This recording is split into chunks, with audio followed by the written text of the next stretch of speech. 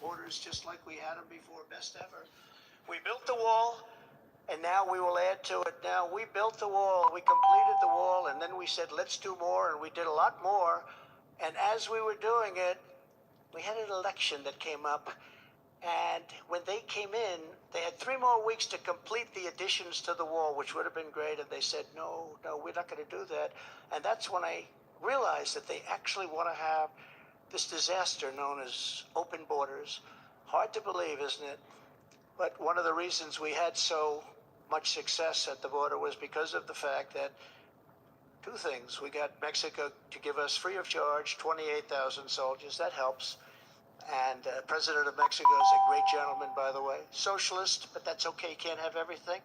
But he's a great man and a great friend of mine. But 28,000 soldiers while we were building the wall. And then when the wall was finished, that's how we set all these records. We have records that nobody can even compete with. Right now, it's a disaster. I believe it's 10 million people coming in, not 3 or 4 million people. They're pouring into our country. We have no idea who they are and where they come from.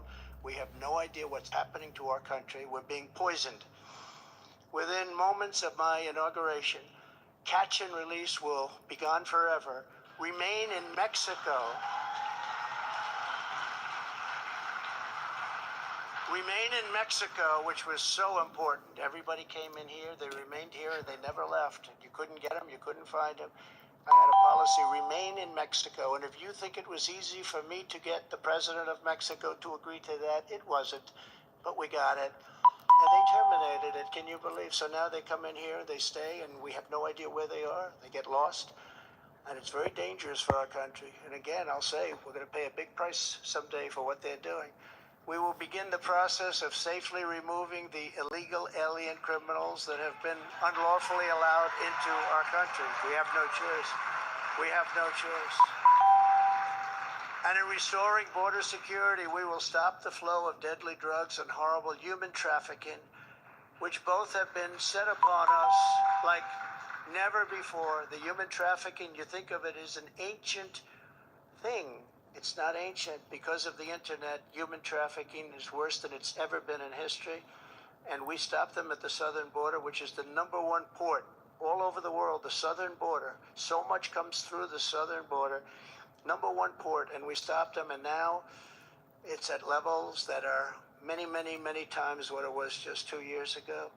Biden and the radical left had let loose on this total breakdown of law and order. It was a total breakdown of law and order. I will restore public safety in American cities and other communities that need our help.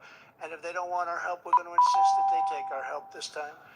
Because, you know, the Democrat governors, these are all Democrat cities. The governors and mayors are supposed to ask for the help, and they would never ask for the help. And yet people are being shot and killed at random like nobody's ever seen before.